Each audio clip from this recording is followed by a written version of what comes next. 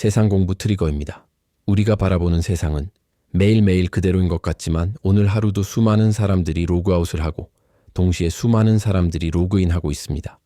로그인하는 사람들과 로그아웃하는 사람들, 그리고 머무르는 사람들 중에 어떤 사람들의 이야기가 우리에게 도움이 될 수 있을까요?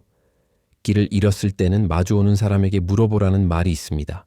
길을 갔다 온 사람들은 많은 것을 알고 있으니까요. 그런 면에서 로그아웃하는 사람들이 남긴 말들은 머무르는 사람들에게 분명 의미 있는 이야기를 해줄 거라 믿습니다.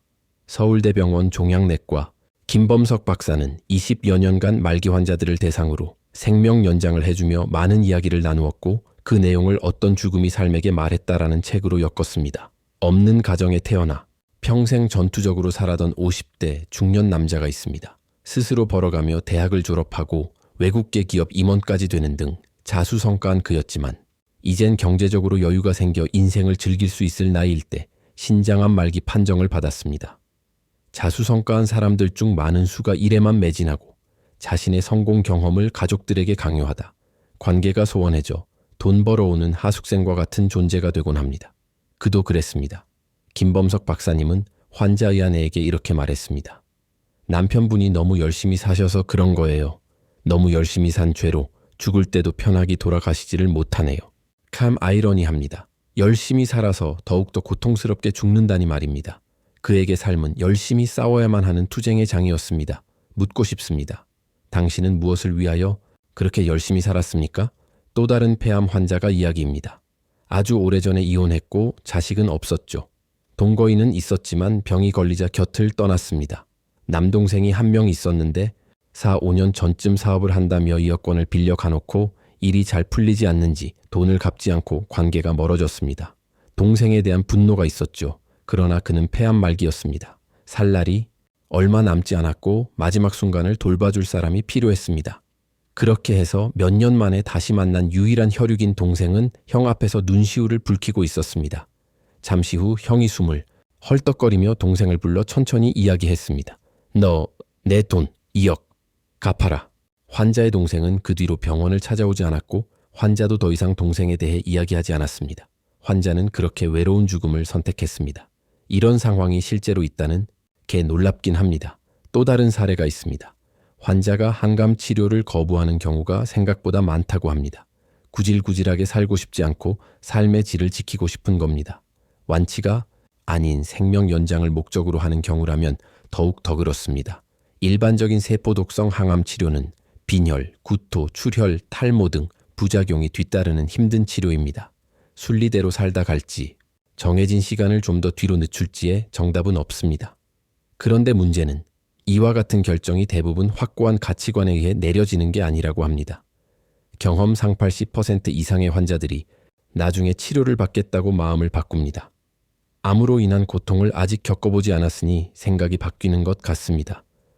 의사의 입장에서 암 덩어리가 커지고 치료를 해달라고 찾아와서 매달리면 고역스럽습니다. 암에 걸리는 것은 허허벌판을 지나다 예고 없이 쏟아붓는 지독한 폭우를 만나는 것과 비슷합니다. 일단 뭐든 해보는 게 낫지 않을까요? 그러다가 다른 방도가 찾아질 수 있으니까요. 정반대의 사례도 있습니다. 70살의 노인 암 환자가 있었습니다. 그는 6개월 이상 장기 생존은 힘들어 보여서 환자에게 알려줬습니다.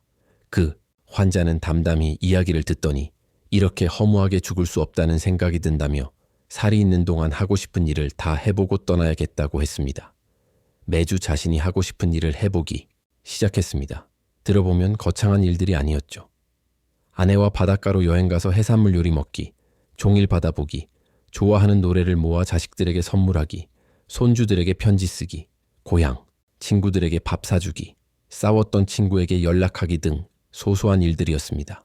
환자는 갑자기 할 일이 많아졌고 사는 게 즐거워졌는데 얼마 남지 않아서 몹시 아쉽다는 이야기를 했습니다. 나는 괜찮으니 걱정하지 말고 내일이나 잘해라.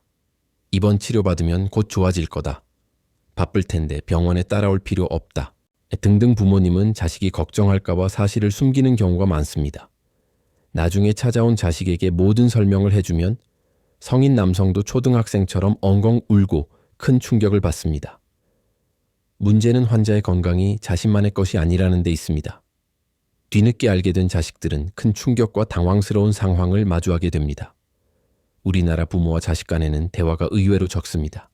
말하지 않아도 알 것이라고 착각하고 안일하게 생각하죠. 가족이니까 말이죠. 그러나 말하지 않으면 모릅니다. 죽음을 앞둔 환자들은 생각보다 죽음을 두려워하지 않습니다. 죽음보다 죽기 직전에 겪는 고통과 외로움이 더 두렵다고 생각합니다.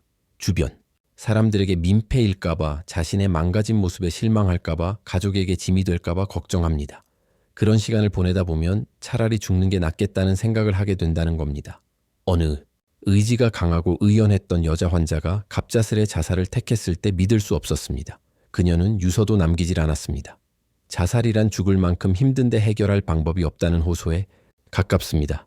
그 당시 김범석 박사는 문득 두려워졌다고 합니다. 잘 버텨낼 거라고 믿고 지켜봐온 환자들이 차라리라는 생각을 하지 않을까 싶어서 말이죠. 완치된 사람들은 인생의 전환점이 되기도 합니다. 환자였던 어느 택시기사의 경우 완치된 이후에 운전 습관과 인생에 대한 태도가 완전히 바뀌었다고 고백합니다. 나는 이미 죽은 목숨인데 죽은 사람이 귀신처럼 다니는 거다 생각하니 인생이 완전히 달라지더라고요. 예전에는 택시 몰다가 갑자기 끼어드는 사람을 보면 욕을 한 바가지 했었는데 요즘은 그냥 그러려니 내버려둬요. 어차피 5분 지나면 잊어버리고 신경도 안 쓰게 되거든요. 택시 몰면서 매일 소풍 나오는 것 같아요. 손님 없으면 드라이브 다니는 거고 배고프면 맛있는 식당 가서 밥 먹고요. 남들은 운전한다고 하대하는 사람도 있는데요. 이 나이까지 할 수 있는 직업이 몇 개 안 돼요. 저희 집은 제사도 다 없앴어요. 며느리들 싫어하는 건 눈치 보게 되더라고요. 죽은 사람보다 산 사람이 중요한데 죽은 사람 때문에 산 사람들이 싸우더라니까요. 집안 분위기 안 좋아지는 것 보고 제가 그냥 다 없애자고 했죠. 명절 때는 그냥 놀러 다녀요. 그러니까 다들 좋아해요. 지들끼리 계획해서 와요. 행복이 별건가요? 전자제품에 리셋 버튼이 있듯이 우리 인생에도 가끔 리셋 버튼이 있으면 좋겠다는 생각이 듭니다. 의사로서도 가끔 놀라운 경험을 하곤 합니다. 치료를 포기해야 하는 단계에서 기대 없이 면역항감제 치료를 유지했는데 몇 번의 면역항감제에도 끄떡없던 암덩어리가 두어 달쯤 지나자 천천히 줄어들기 시작했습니다. 급기야 반토막 수준까지 작아졌죠. 기적은 있습니다. 환자들은 이 같은 치료 효과를 원하지만 의사들의 생각은 많이 다릅니다. 새로운 의학 정보는 실시간으로 공개되고 치료법도 표준화되고 있어서 기적 같은 치료법이란 게 거의 없습니다. 사실 의사들에게 0.1%의 기적보다 0.1%의 치명적인 실수를 하지 않는 것이 더 중요합니다. 어쨌든 기적은 일어났습니다. 섣불리 포기하지 않았던 것을 다행이라 생각했습니다. 여기까지가 김범석 박사님의 죽음을 앞둔 환자들의 이야기를 담은 어떤 죽음이 삶에게 말했다는 책의 내용입니다. 누구나 언젠간 죽습니다. 그러나 어떻게 죽을 것인지는 선택의 영역입니다. 어떤 사람으로 기억되고 후손들에게 어떤 영향을 줄 것인지 생각해야 합니다. 그리고 체력이 남아있을 때 적극적으로 치료를 받으세요. 무모한 억지나 기대는 주변 사람을 더 힘들게 할 수 있습니다. 그리고 모든 결과는 겸허히 수용하고 행복을 누리시는 선택을 하는 것이 좋은 것 같습니다. 그리고 마지막으로 무엇을 위해서 사는지, 무엇이 중요한지 고민했으면 합니다. 가족을 위해 열심히 사는 것보다 가족들과 행복하기 위해 열심히 사는 것이 중요한 게 아닐까요? 평소 자신의 건강을 챙기지 않고 불사르듯 살아가는 인생은 후회만 뒤따를 뿐입니다. 감사합니다.